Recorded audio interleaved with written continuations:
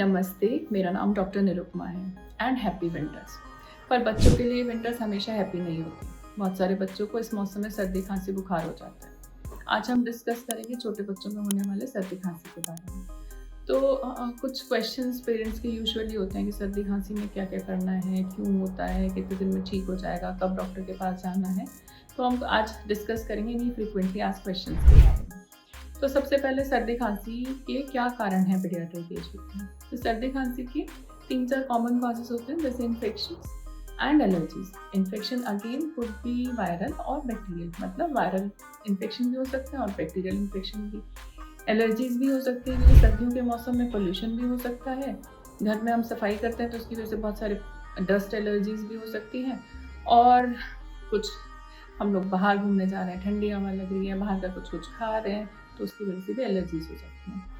Viral infection छोटे बच्चों में बहुत कॉमन होता है। घर में किसी को भी वायरल इन्फेक्शन हुआ, छींक के आई, कोल्ड हुआ, कॉमन कोल्ड हुआ और उससे वो इन्फेक्शन छोटे बच्चों ने पकड़ लिया और बच्चे को सर्दी खांसी बुखार हो गया। तो सर्दी खांसी अगर हमारा सिर्फ नाक या गले तक इन्वॉल्वमेंट है, यानी कि अपर रेस्पिरेटरी ट्रैक, यानी कि सांस के रास्ते के ऊपर में प्रॉब्लम है, यूजुअली वायरल होता है, सेल्फ लिमिटिंग होता है, डेंजरस नहीं होता, बच्चे जल्दी ठीक हो जाते हैं अगर उन्हें कोई अंडरलाइन डिजीज नहीं है। पर अगर वो नीचे यानी कि फेफड़ों तक पहुंच गया है, लंग्स में वो इन्फेक्शन है, तो वो निमोनिया कॉज कराता है, उसके सीरियस कॉम्प्लिकेशंस हो जाते हैं। जितना छोटा बच्चा उतने ज़्यादा कॉम्प्लिकेशन के चांसेस।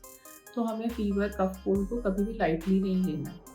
तो सर्दी खांसी में हमें क्या क्या ध्यान रखना है, क्या क्या डेंजर साइन है और कब डॉक्टर के पास जाना है। हम समझ सकते हैं कि बच्चा अगर फीवर है, हमने फीवर की दवाई दी, फीवर की दवाई देके बच्चा खेलने कूदने लगा, अच्छे से खा रहा है, एक्टिव है, प्लेफुल है, इरिटेबल नहीं है, कोई प्रॉब्लम नहीं लगती, सिर्फ थोड़ा थोड़ा बीच में खांसी कर रहा है या रनिंग हो जाए, तो it's normal thing, it will subside, धीरे धीरे सेटल हो जाएगी अगर बच्चे की इम्यूनिटी नॉर्मल है।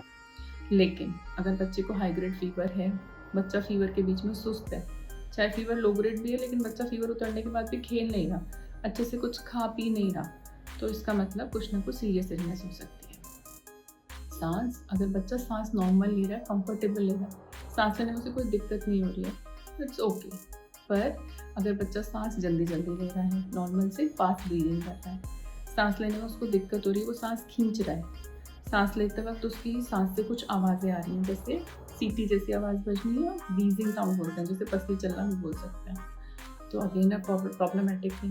या सांस के साथ, हर सांस के साथ कोई साउंड आ रही है, या कभी कभी बच्चा सांस लेते हुए करहा रहा है, तो ये डेंजर साइन हो सकता है। एक इम्पॉर्टेंट चीज़ आप घर पे देख सकते हैं, बच्चों के यहाँ पे नीचे की तरफ चेस्ट में रिट्रैक्शन होना, मतलब जब वो सांस ले रहा है तो यहाँ पे गड्ढे पड़ रहे हैं। अगर यहाँ सांस लेते वक्त गड्ढे पड़ रहे हैं तो it's sign of serious illness, pneumonia हो सकता है, तुरंत पीडियाट्रिशियन के पास जाना है। यूजुअली जो वायरल इन्फेक्शन है वो कितने दिन में ठीक हो जाते हैं? 48 to 72 आवर में बच्चा कुछ इम्प्रूवमेंट के सिम्टम्स शो करने लगता है। अगर ये इम्प्रूवमेंट 48 से 72 घंटे में नहीं आता, इसका मतलब कुछ प्रॉब्लम है और अगेन हमें हॉस्पिटल जाना है। कॉमन क्वेश्चन होता है, डॉक्टर साहब मेरे 5 साल के बच्चे, 6 साल के बच्चे को सर्दी खांसी हुई और उसके बाद वो 2 महीने 3 महीने का छोटा बेबी है, उसको भी थोड़ी खांसी स्टार्ट होगी, तो क्या मैं उस बड़े बच्चे की दवाई छोटे को दे सकता हूँ? नहीं, छोटे बच्चे को कभी भी कोई खांसी की दवाई आप खुद से नहीं देंगे। It could be very very dangerous. जो छोटे बच्चे हैं उनमें निमोनिया, जो लेस देन 3 मंथ्स के बच्चे हैं उनमें खांसी, सर्दी खांसी होना, फीवर होना वेरी वेरी डेंजरस साइन है, वो बच्चे के लिए बहुत हार्मफुल हो सकता है, सीरियस इलनेस की तरफ इंडिकेट करता है। अगेन 3 महीने के बच्चे को बहुत सारी दवाइयाँ नहीं दी जा सकती, तो बड़े बच्चे की कोई भी दवाई हम बिना पूछे, बिना डिस्कशन के हम कभी नहीं देंगे। डोज तो डेफिनेटली डिफरेंट होंगी, मेडिसिन भी डिफरेंट होंगी 5 साल के बच्चे या 2-3 महीने के बच्चे के लिए। छोटे बच्चों में यूजुअली अगर बच्चे की सांस तेज है, खांसी ज़्यादा है, फीवर है, तो उन्हें एडमिशन की ज़रूरत पड़ सकती है। एक क्वेश्चन और आता है, डॉक्टर साहब पिछली बार एंटीबायोटिक दी थी तो बहुत जल्दी सर्दी खांसी ठीक हो गया था, क्या एक बार रिपीट कर लें? तो प्लीज़ ऐसा कभी नहीं करेंगे। बच्चों में यूजुअली सर्दी खांसी वायरल इन्फेक्शन होता है। 90% तक बच्चों में जो सर्दी खांसी के एपिसोड्स होते हैं वो वायरल होता है, उसमें एंटीबायोटिक का कोई रोल नहीं है। इनफैक्ट एंटीबायोटिक आपके बच्चे को नुकसान दे सकती है। तो एंटीबायोटिक तभी देंगे जब डॉक्टर कहेंगे, जब उन्हें लगेगा कि वायरल नहीं बैक्टीरियल इन्फेक्शन है, या हम कोई इन्वेस्टिगेशन कराते हैं उसमें हमें क्लू मिलता है कि वायरल की जगह बैक्टीरियल इन्फेक्शन है। तो प्लीज़ एंटीबायोटिक्स हमेशा पीडियाट्रिशियन की एडवाइस के बाद ही दें। जब भी स्टार्ट करें प्रॉपर डोज में दें, प्रॉपर ड्यूरेशन के लिए दें, जितने दिन के लिए आपके पीडियाट्रिशियन बोलते हैं। ऐसा नहीं कि हमने शुरू किया बच्चा ठीक हो गया तो दवाई बंद कर दी, नहीं, उसका हमें कोर्स कंप्लीट करना है। डेफिनेटली हम घर पे फीवर के लिए, जैसे मैं हम हमेशा बताते हैं, पैरासीटामोल यूज़ कर सकते हैं। हमेशा फीवर होने पे सबसे पहले फीवर मेजर करेंगे और जितना हमने डोज पीडियाट्रिशियन ने बताई है अपने बच्चे को, उतनी डोज उतनी ही ड्यूरेशन के बाद रिपीट कर सकते हैं। सर्दी जुकाम के लिए एक चीज़ होती है सलाइन नेजल ड्रॉप, जो किसी भी एज के लिए सेफ है, कितनी बार भी आप उसे यूज़ कर सकते हो। उसकी फ्रीक्वेंसी ड्यूरेशन हमें कभी भी प्रॉब्लम नहीं देती, तो हम उसे कितनी भी फ्रीक्वेंटली 1 घंटे 2 घंटे पर रिपीट करें, कितने भी दिन तक यूज़ करें, वो हार्मलेस है, आप उसे यूज़ कर सकते हो।